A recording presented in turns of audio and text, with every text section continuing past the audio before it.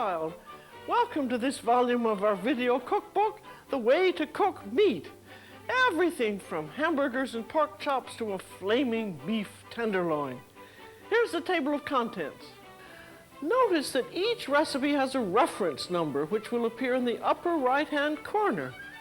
This will make it possible for you to know exactly where you are moment by moment. Furthermore, these numbers correspond to the recipe numbers in the booklet that accompanies this tape. Let's begin.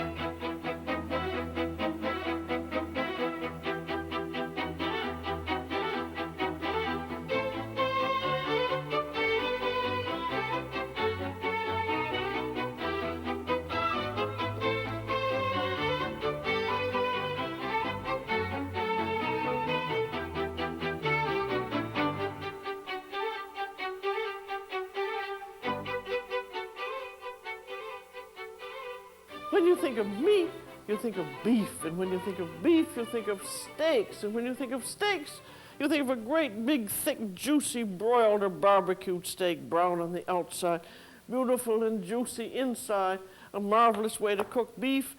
But there's another very good way, which is pan frying. For that, you want a thinner steak, about a half an inch thick. And the good thing about pan frying is it's brown on the outside, juicy inside, and it makes its own juices for a wonderful sauce. I'm going to saute these in a heavy-duty no-stick pan, and I'm setting the heat to high. Into the pan goes about a teaspoon of good oil and a tablespoon of butter. While the butter and oil heat, be sure to dry all the steaks off because they won't brown if they're damp at all. Notice I've left a little space between each steak so that they'll really brown, and after a minute, flip them over and brown them for a minute on the other side. Now, 1 minute was just right for these steaks. Now, rapidly, a little salt and pepper, and arrange them on a hot serving platter. So here's the beauty of a little pan-fried steak. You've got these juices. I'm going to make a nifty little sauce. I'm going to take a little dollop of shallots there and a clove of garlic. And then we're going to have some red wine. That's about half a cup or so, a good glug-glug of any kind of good red wine. Let that boil down until it thickens lightly.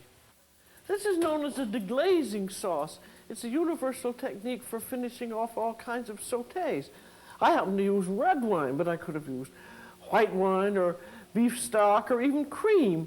No matter what you use, the technique is always the same. That's boiled down and reduced until it's very lightly syrupy. Then in goes a little bit of soft butter and a little pinch of parsley. Just swirl that around till the butter melts. There, as quickly as that, the sauce is made, and it goes over our steaks. Ah, it's beautiful.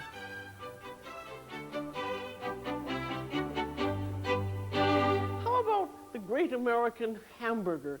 It's been around for years, but even so, there are still some points to know about it. For one thing is the choice of meat.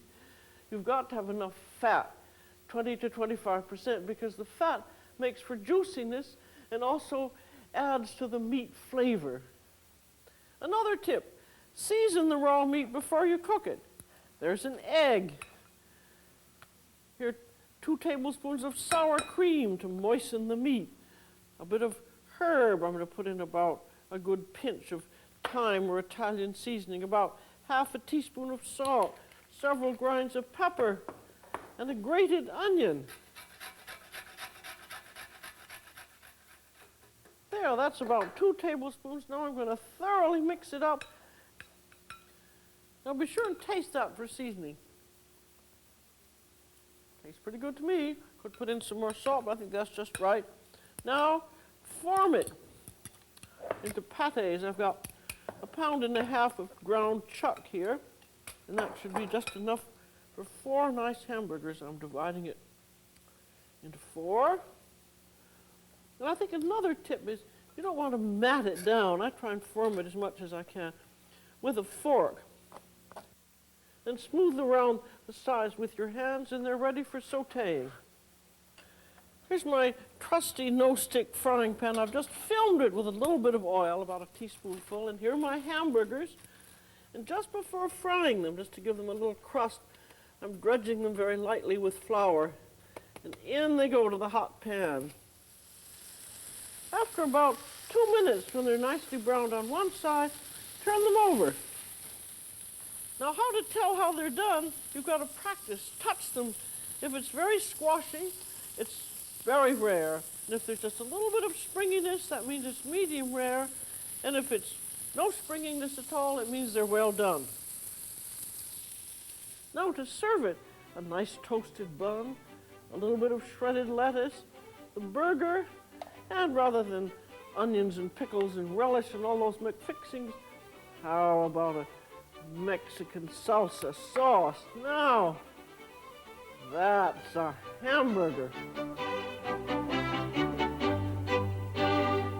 If what you're looking for is an elegant little meal, but you want to do it very quickly, find yourself 3 nicely trimmed tenderloin steaks and cut them into 1-inch chunks like this. Now I have a tablespoon of butter and a teaspoon of oil in my pan, and when that's really very hot, in goes my meat. These meat cubes have all been thoroughly dry. In they go, and I'm going to just toss and saute them in that butter until they're brown, but they're not to be cooked through. There you see, that's nicely browned, but they're still not done inside. That's just what I want, because they're going to get a little further cooking later, and you want tenderloin to remain rare. And now into those little juices in the pan, put in about a tablespoon of shallots. Let those cook for just about a moment so that they'll soften. You have to be careful with shallots.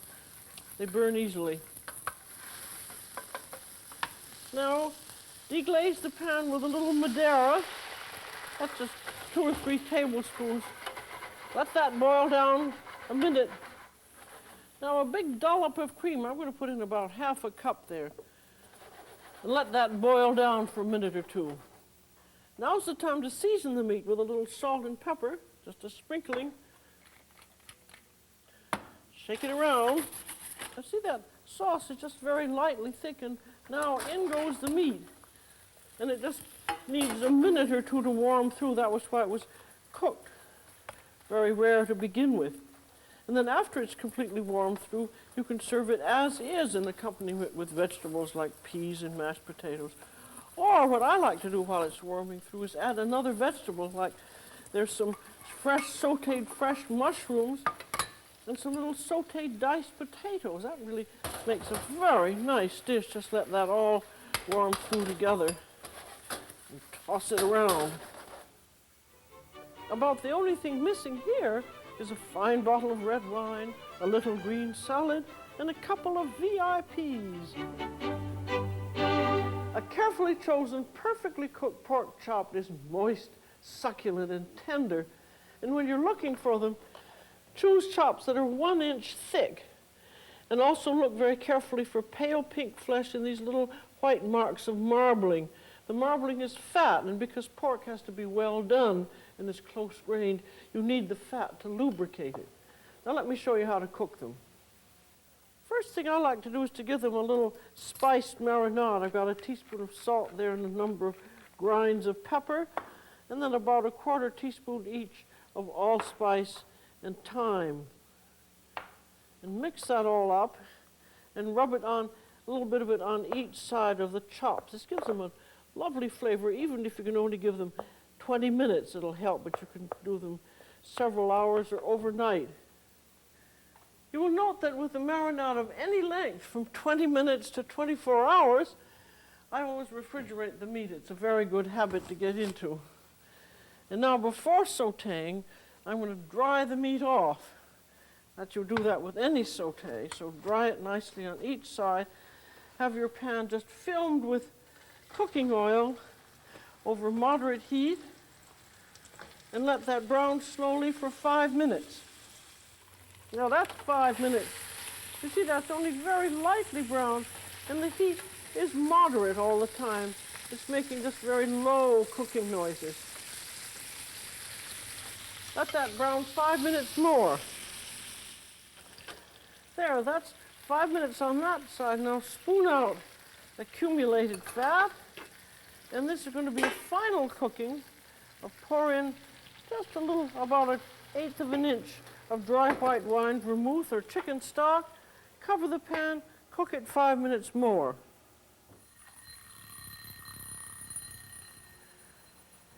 There. Now turn them one final time, and you're going to cook them 5 minutes more at this very slow simmer, covered.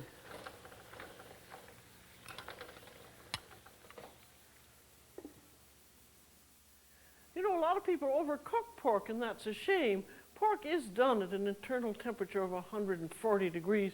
This is well over that. It's been 20 minutes. But if you have any doubts at all, just take one of these chops and cut into it. It should be gray with the faintest little touch of pink. See, that's perfectly done, and it's still juicy. So don't overcook it. These chops are now ready to serve. Look at those beautiful, thick pork chops laid on a bed of braised red cabbage, and the winey pan juices overall. That's lovely.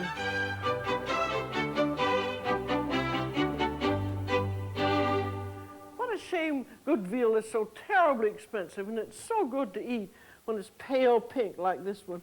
If you've got a private butcher who has a bottom or a top round, get him to cut you little thin slices like this, about 3/8 of an inch thick, and you've got beautiful veal scallops. But very often you can find good veal in a supermarket. Look for very, very pale pink. You can take a rib chop like this and cut out just the central portion. Here's I've done here. Trim it off, cut it in half into 3/8 inch pieces, and then pound it between pieces of saran wrap.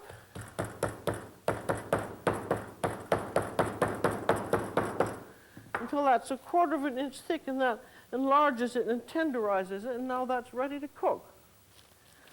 There, my little veal scallops all nicely dried off, got hot butter and oil in the pan.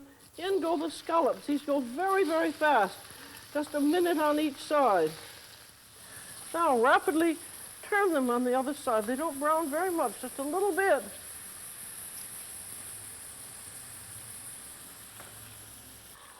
Now, all ready to go out, you just want to season them very lightly with salt and pepper, and out they go onto the platter.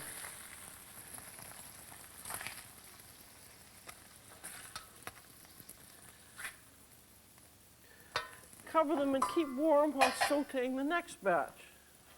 Now with the juices and a little bit of butter that remain, we're going to do one of our usual deglazing sauces. There was about a teaspoon of shallots in there. Cook them just a moment, not too much, and then put in a little bit of veal or chicken stock. Let that cook down a moment. Now that's just thickened slightly. Now I want to put in a little bit of lemon, squeeze it through a towel so you don't get any seeds. That's just about maybe a teaspoon. And then we're going to put in some parsley and a little soft butter. And as soon as that's melted, it's ready to pour over. Sauteed veal scallops in this lovely buttery sauce. Indication of what's in it, the parsley and the lemon. If you're looking for a quick, economical dinner party dish, don't overlook the lowly supermarket slice of ham. You can turn it into something wonderful. Here I have the usual butter and oil for such sautés. I've dried off the ham, trimmed off excess fat, and then brown it for about a minute. That's been about a minute. It's very, very lightly browned and heated. Now brown it about a minute on the other side. Now I'm going to give it a little special flavor, about a sprinkling of shallots, about a half tablespoonful, some pepper, and then either some Madeira or port. That's just 2 or 3 tablespoons in there. And then cover that and let it steep very slowly for 5 minutes. There, that a delicious smell of that Madeira. It's really a wonderful addition. Put that onto a hot platter and cover it. Then I put a little bit of cream in there. Not too much. Let that boil down. There, now that has gotten to be just very lightly thickened. I'm now going to spoon just a little coating of that over the ham.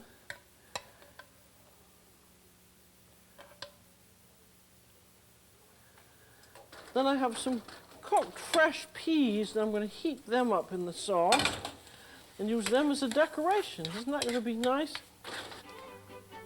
There, surrounded by a border of creamy mashed potatoes, who would ever think this tasty dish started out with a slice of supermarket ham? Ask any 10 good cooks what some of their favorite foods are, and calves liver will always be on the list. Calves liver has a very special taste and texture, and it's just like nothing else. But there are 2 precautions. One, be sure it's real calves liver, and you can tell because it's a pale terracotta color. If it's a dark coffee color, don't buy it. Second precaution is don't overcook it. It should be a tender pink inside. Now, one of the great things to have with sautéed liver are carefully sautéed fresh sweet onions. I have in my trusty pan here a teaspoon of oil and a tablespoon of butter, and I'm going to heat that up over moderate heat. Now the butter is melted. I've got about 3 cups of onions. In they go. In goes about a 1/4 teaspoon of salt. Toss them around to coat them with the butter. And then put on the cover, and the heat is moderate, and they'll steam until they're tender. Now that will take about 10 minutes. And just toss them around and look at them while they're cooking to make sure that they're not burning. And then you want to taste it very carefully. Those should be really tender. And then you want to brown them, so turn up the heat and keep tossing them around, and it'll take 4 or 5 minutes of careful cooking to brown them nicely. Here are my onions nicely and lightly browned. And here is the liver. I asked my butcher to be sure and trim it very carefully to take off an outside membrane, which if left on could make the liver shrivel, to make sure to remove any tough veins. And also now I have seasoned it lightly with salt and pepper, so that's ready to go.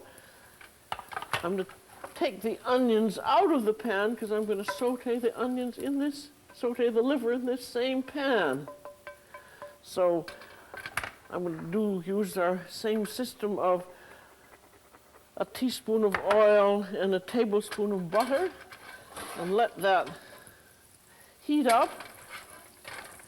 And in the meantime, and just before sauteing this, dredge the liver lightly in flour, and always remember this is only at the last minute, because if you do it ahead of time, the flour gets gummy. And there's the butter and oil nicely heated. In goes the liver, and this cooks very, very quickly, just about a minute on each side. Now, turn that on the other side. That's just barely browned. And as you notice, the pan is not crowded, otherwise it won't saute. About a minute on this side. This is done really in a minute. It should be slightly squashy to the touch because it's going to get a little more cooking. Now, in go the onions again.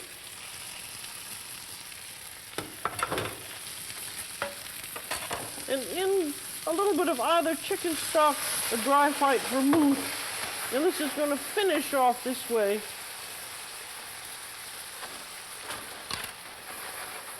With a rapid boil. And as that rapidly reduces, the sauce thickens slightly, and it's done. Liver and onions, a subtle masterpiece, and it'll never be better than when you cook it yourself at home in your own kitchen. Beef pot roast, a dish full of flavor that comes from a very tough piece of meat. That's from part of the animal that gets lots of action, like the shoulder or like the leg. Now here is a piece from the shoulder, the chunk. That makes a beautiful pot roast at a reasonable price. And here's a piece from the leg. That's a top round. And I like it because after cooking, you can make nice, neat slices out of it.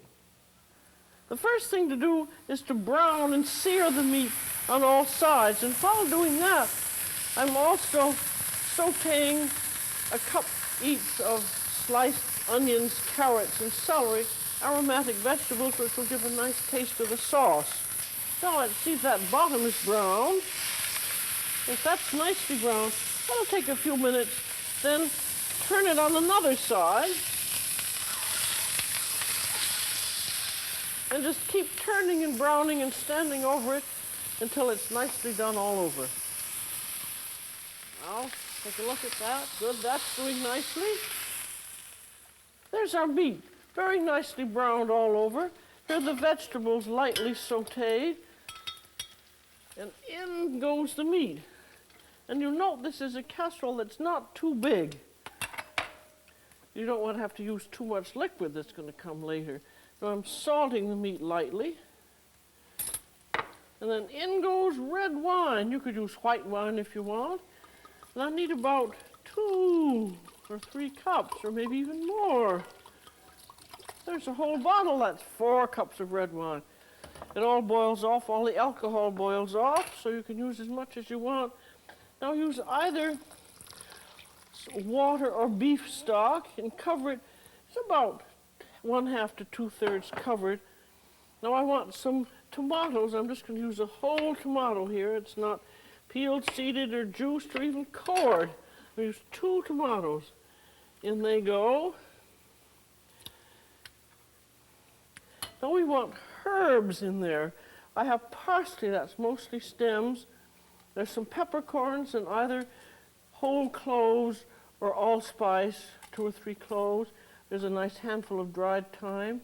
And there is whole garlic, and there's a bay leaf. And you want to tie that up in washed cheesecloth so it won't float around, and speckle the sauce. And now just bring that up to the simmer. There, now that is at the simmer, and you notice that's just a very slow boil. You want to maintain it just like that throughout its cooking. So now, cover it. And I'm going to come back and look at that every half hour to make sure everything is going just as it should be. There, that's been an hour, and I'm going to turn the meat so it will have uniform cooking throughout. There it is on its nicely browned bottom. I'm going to cover it, and I'm going to turn it again in an hour. Now that's been 3 hours, and it ought to be done. Just going to test it and see how that is. Yep. A fork pierces it tenderly, so it is done. I'm going to take it out, and now look at those beautiful juices in there, which have a wonderful flavor with all the vegetables and the meat and so forth. So you want to strain that out, and then take a spoon and press all the nice flavorful juices out of those vegetables.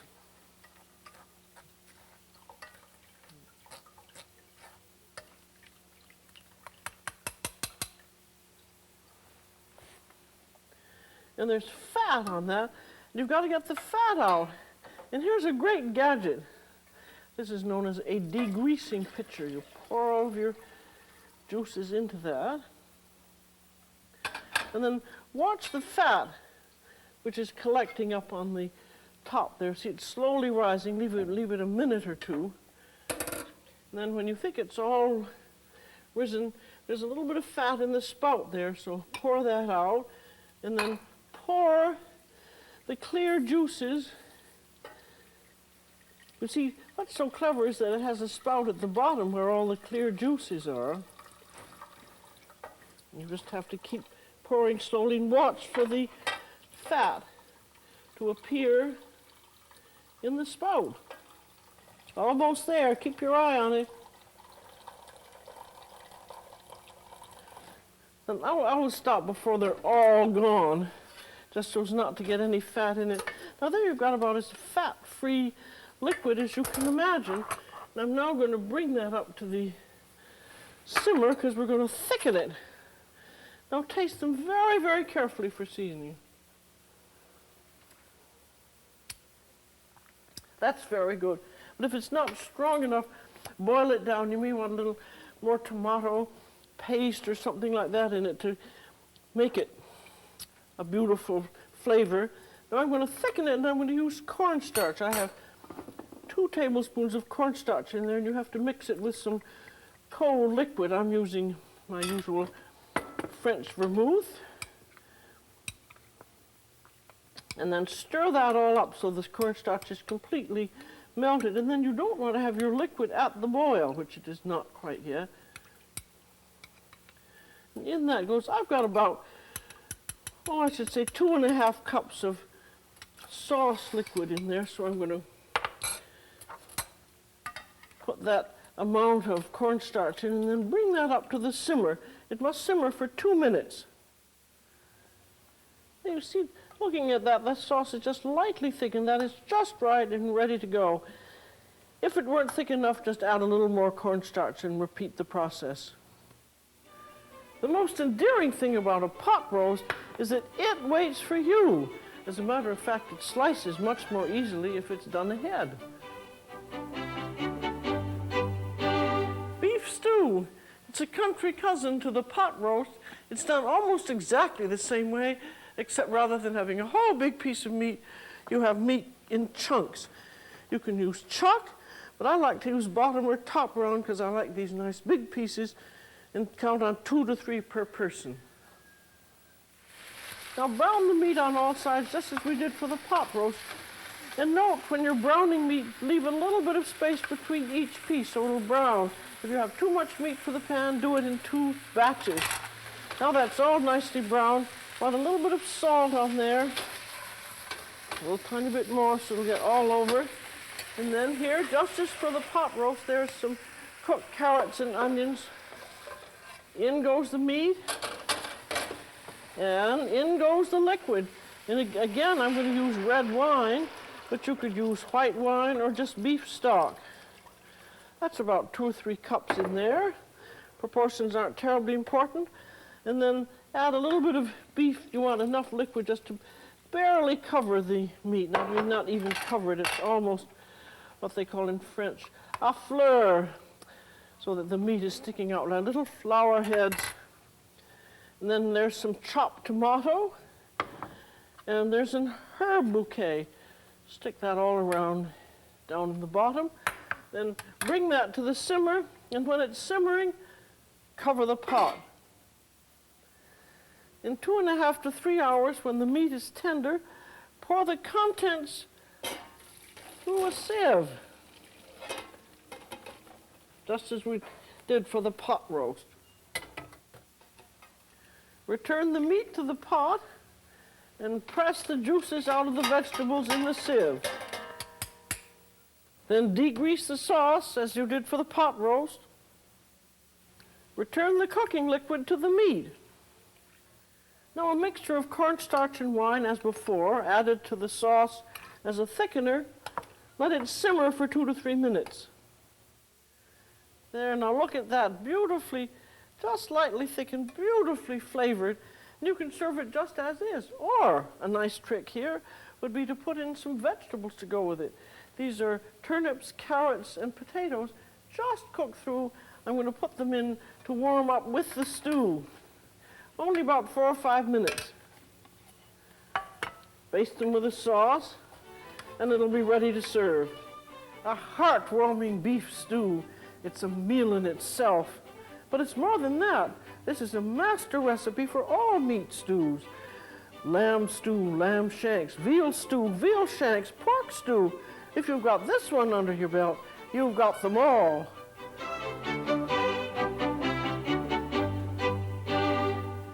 Once you've done a pot roast, how about trying a variation, a stuffed flank steak? Here's a flank steak, a paddle-shaped piece of meat, weighs about 1.5 to 2 pounds, and then with a very, very sharp knife, you want to make a pocket in it. So cut very, very carefully so that you're only cutting through the middle. You don't go through the ends, you don't go through this long side, and you don't go through that end there. And there's a pocket which you can stuff. Season it with a little salt and pepper.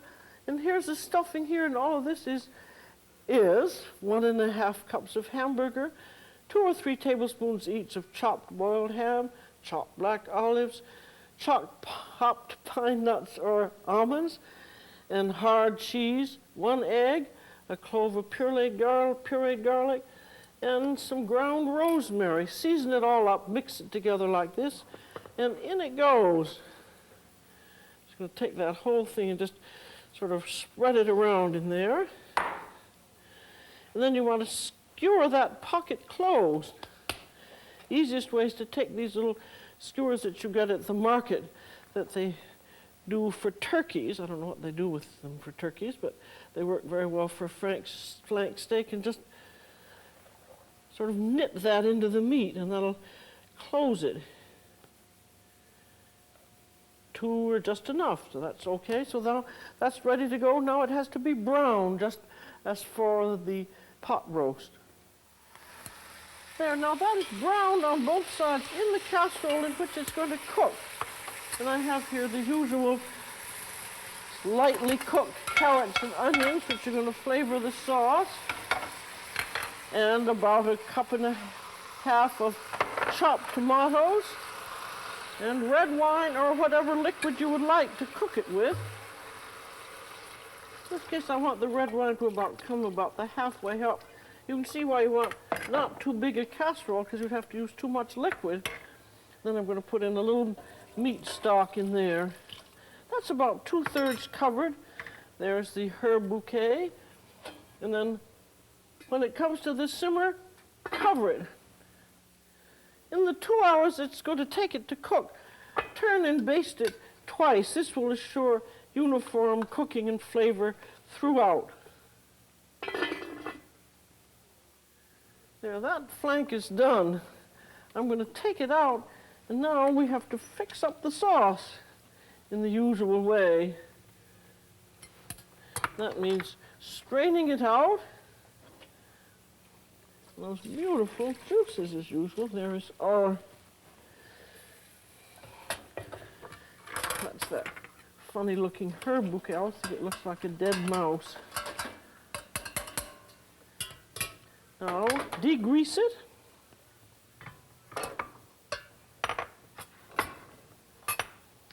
And if you don't have a degreasing pitcher, you can do it perfectly well by hand.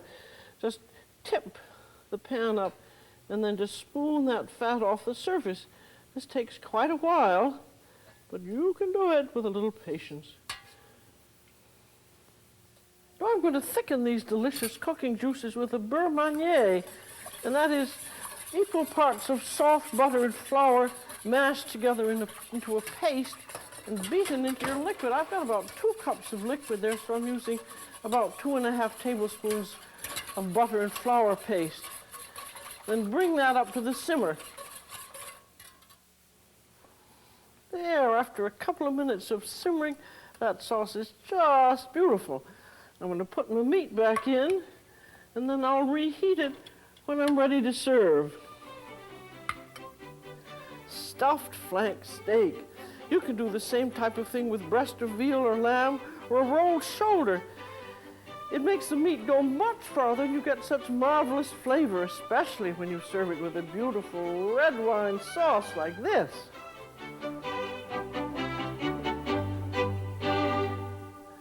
Here's what's left of yesterday's beautiful winey beef stew. I'm awfully glad they didn't eat it all, because it gives me the chance to turn it into the great American hash. What you want with a very good hash is beautiful, crusty outside, and then tender, moist inside. Start the hash with 1 cup of minced onions sautéed in 2 tablespoons of butter. And then, because we're going to add some liquid to the stew, you want a thickening. So I'm putting in about 1.5 tablespoons of flour. Stir that around so it's absorbed by the butter, and let that cook for 2 or 3 minutes.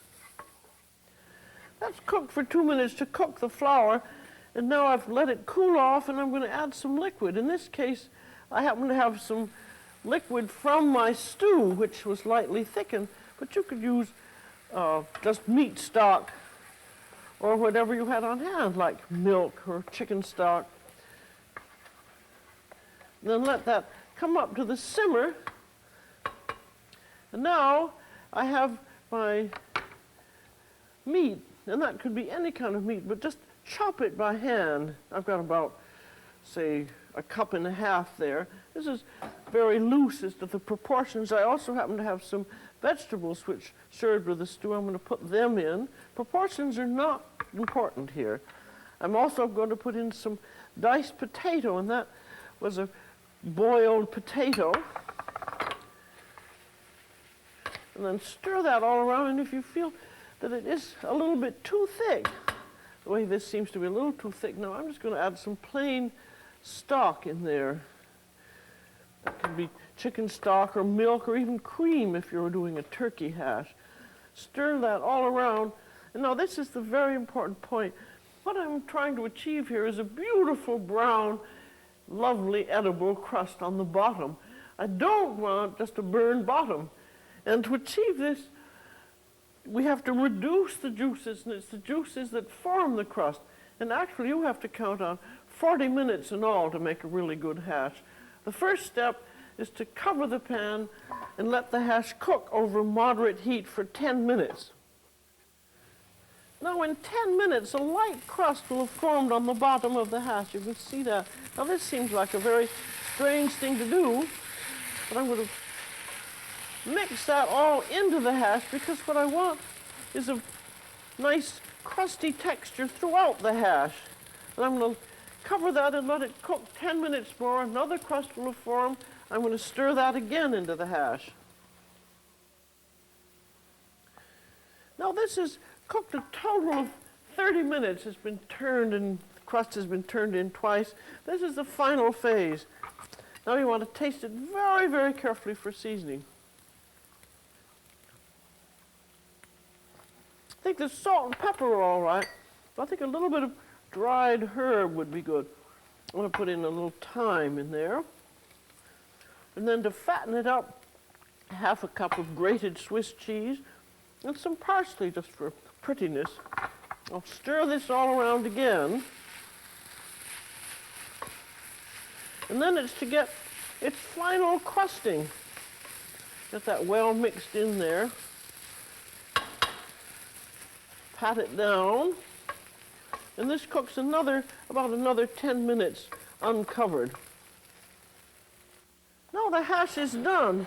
It's going to be easy to unmold because it's in a no-stick pan. You can use the conventional method of turning your serving platter upside down over it, reverse the two, and serve it crusty side up. But if you have a big enough audience, you can have the fun of flipping it. And luckily you're looking at this on a video cassette. You can turn back and see the flipping motions, the hand and the body English. So here we go. There you are, ready to serve. There's only one problem with this beautiful hash. There's never enough of it.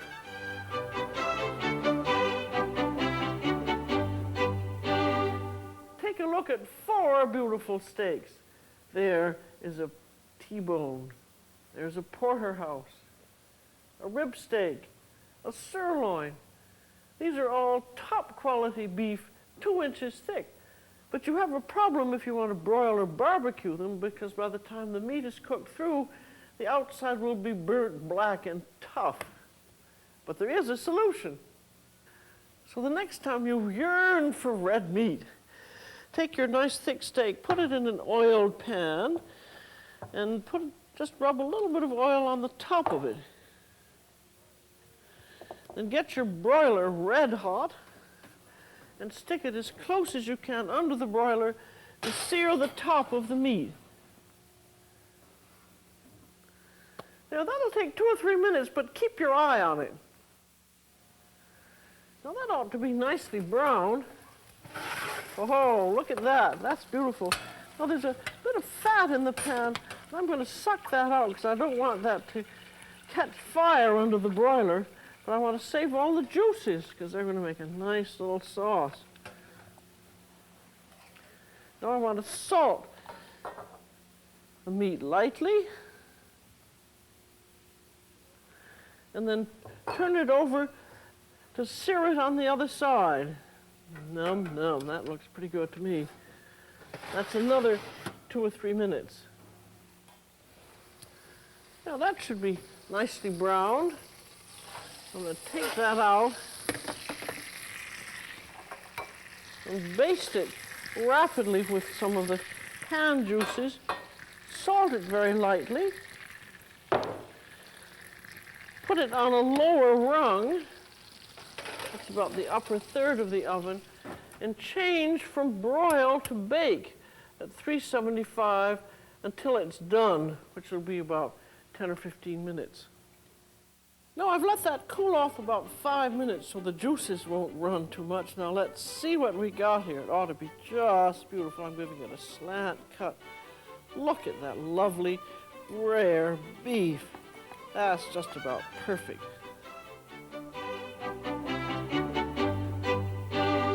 I just love roast pork loin, but it takes so long to cook because it has to be well done. Here's the solution, butterfly it. Here's what I've done. I've had this butterflied loin in the refrigerator all night. Yesterday I went to the supermarket and I bought myself a tied bone pork loin. And I undid all the ties that they had so carefully put on. Then I slashed a little bit where it was too thick. And then to give it a lovely flavor, I put on that same spiced salt marinade that we used for the pork chops. And then before refrigerating it, I oiled it all up, and it's been in the fridge all night. It's now ready to roast. Now I have my oven preheated to 375. As you can see here, I've sprinkled the top with a little shallots and garlic, and in it goes. That's in the middle level, and that'll take about an hour to roast to an internal temperature of 140 degrees. Now that's been about an hour. I just want to check the temperature. I basted it 2 or 3 times while it was cooking, and I'm going to stick the thermometer in that heaviest part. Yep, that is 140, and that's just what I want it to be, so I'm now going to turn it over. I think I'll pull it out a little more to get a better purchase on it. Turn it over and going to brown it on the other side and let it finish cooking. What I'm going to do to make it look nice, lift that up, is slash right into, there's a very thin coating of fat there. This is just going to be decoration and extra flavoring. And then sprinkle on some coarse salt. Just rub it in a little bit. That is hot, but I can do it. Now I've got to raise the rack because I'm going to finish it as a broil. And that's going to give it a lovely brown topping. I don't want it too close to the broiler because it's going to take 15 to 20 minutes. It has to reach a temperature of 162 about. Now set the broiler. Butterflied loin of pork, and when you cut a nice slice off it, it should look just like this. Juicy, moist, and just perfectly done. When you just can't take another lobster Savannah, and when you're tired of caviar and grouse in an overheated house, how about a great big roast rib of beef? Nothing will please your carnivorous friends more, and nothing is easier. Here's a magnificent animal. This is 5 ribs, fully trimmed, weighing about 13 pounds from the loin end. There's your loin end, rib 12, up to rib 7. All you do to cook it, I was amazed at how easy it's to do. That's why it's so expensive it is. Just rub each end with a little soft butter, plop it into a pan, and then into a 325-degree oven. And then come back and look at it again in half an hour. After 30 minutes, baste with pan juices. 60 minutes, baste. 90 minutes, baste. Add chopped onions and carrots. 2 hours, baste. Take temperature. Now that's been just about 2 hours and a half, and it ought to be done. I'm going to take its temperature right through the thick part there. That's 125. That's just right. That's going to be nice pinky rare. So out it comes. I'm going to put it here on the heat, and you want it to let it rest for 20 to 30 minutes before carving, because that gives the juices time to retreat into the flesh. And I'm going to make my little au jus gravy here. So spoon out extra fat in the pan. Good. Well, that's just about all of the fat out. There are not many juices there because we've cooked it rare. So I've poured in a little bit of homemade beef stock and just let that simmer up with the vegetables until it's lightly syrupy. Now I've just boiled that down to concentrate the flavor a little bit, and there's your au jus gravy. It's kind of a loose juice, and just pour that into a hot gravy bowl and you're ready to go. And now, as though you were the Maître d'Hôtel at Simpson's on the Strand, stand it on end and carve it into thick, juicy slices. If you go into a restaurant and order a roast tenderloin of beef, you're going to pay plenty for it. But you can have just about the same meal at home for much, much, much less. I would say 5 times less. So watch out at your butchers for when they have a special on whole tenderloins of beef. It'll usually come in shrink wrap. It'll be covered with fat. Take your knife, cut off that fat. Don't be scared of it. Cut it right down to the meat. When you get all that fat off, you'll notice that you have 3 pieces. You have a kind of a chain of meat here which you separate, which has fat on it. Take that fat off. Keep that chain for a tenderloin sauté. There'll be another piece over here. Take that off. And I've already butterflied that, and that makes a steak for 2. There are 2 meals already. And here's the 3rd meal for company. There'll also be a membrane on the meat. Just shave that off as much as you can. This little end here is called the filet mignon, or tenderloin tips. Fold that under the meat to make the meat fairly even in circumference all around. And then take some white butcher's cotton twine and make ties all along the length at 3-inch intervals. There it is in the buttered baking dish, and I've basted it with clarified butter, nothing but the best for a tenderloin. It's going into a preheated 400-degree oven in the upper 3rd level so it will brown nicely, and then baste it and turn it every 6 to 8 minutes with clarified butter. It'll take 35 to 45 minutes.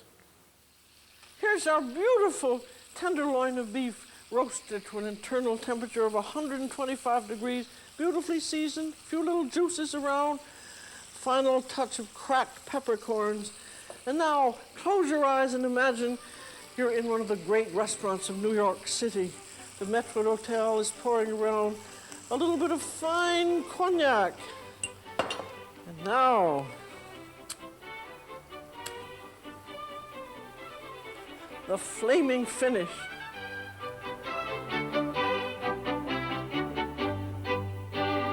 When you decide to have a roast leg of lamb for dinner, get yourself a great big one and keep the guest list small.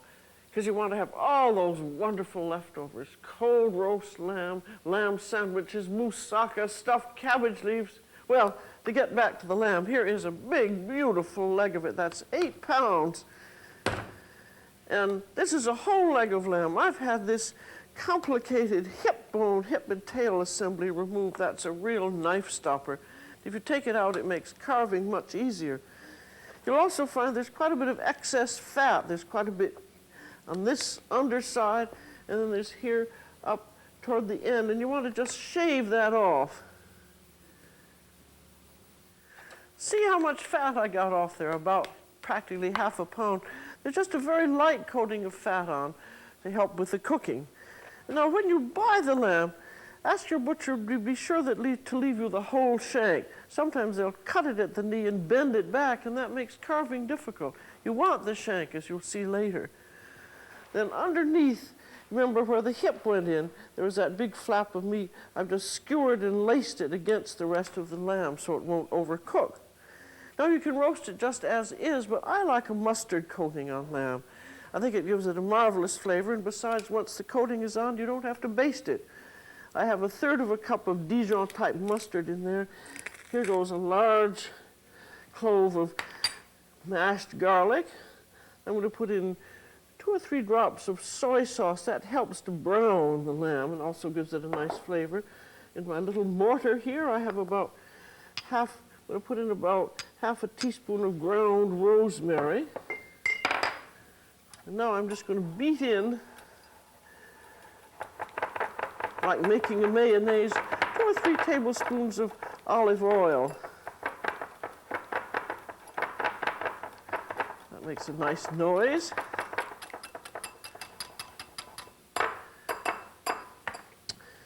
There, now I'm just going to take a rubber spatula and paint a nice coating of that on the other side of a lamb. Nice thing about this also, you can get the lamb all ready for the oven well before, and I think some of this nice flavor goes into it. There's just a thin coating all over. And then the lamb goes onto a rack on my roasting pan, and then I put a coating on the top.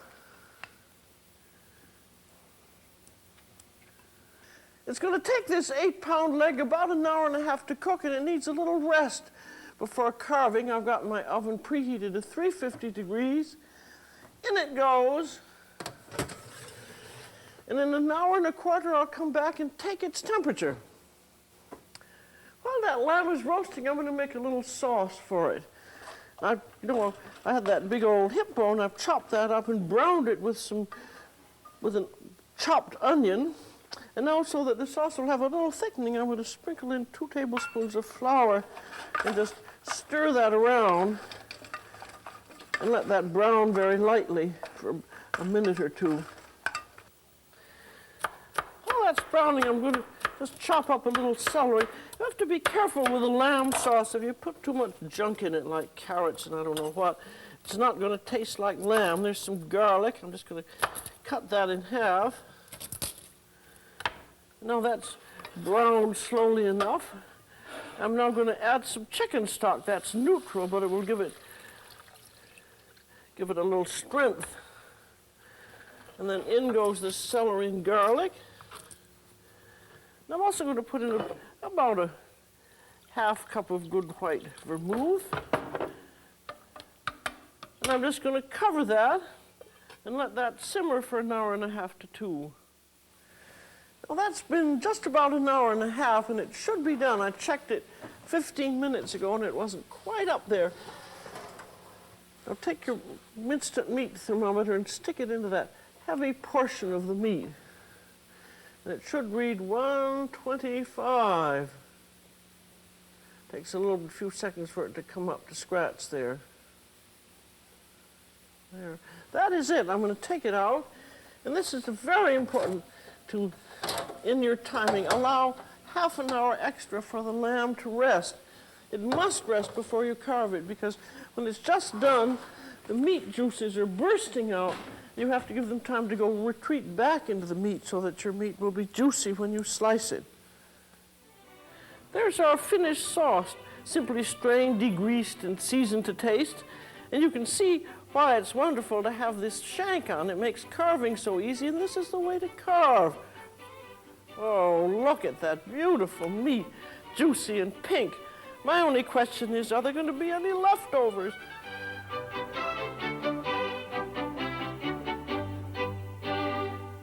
It used to be that we mere mortals could never aspire to a rack of lamb, but now even supermarkets have them.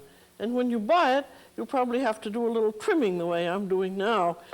It comes with a big layer of fat and meat on top, which you want to take off, but there's some nice meat here that you can use for ground lamb recipes. And then for elegance and to get rid of quite a bit of a fat, you cut in between the bones and scrape them off so that they look very nice and neat like this. And this is the whole rack, these 2 8 ribs here. And to give them flavor for roasting, I'm going to paint them with a bit of mustard coating. That is just mustard mixed with a little bit of olive oil and some ground rosemary, and that gives them a very nice flavor for roasting. One plus in these little racks of lamb is that they cook in less than 30 minutes. First step, sear them for 10 minutes in a 500-degree oven. There, 10 minutes are up. Now, second phase of the cooking, move these out of that hot oven, turn the temperature down to 400, and rapidly spread with fresh white breadcrumbs. Be sure that those are fresh. And then we have a little melted butter, just sprinkle that on.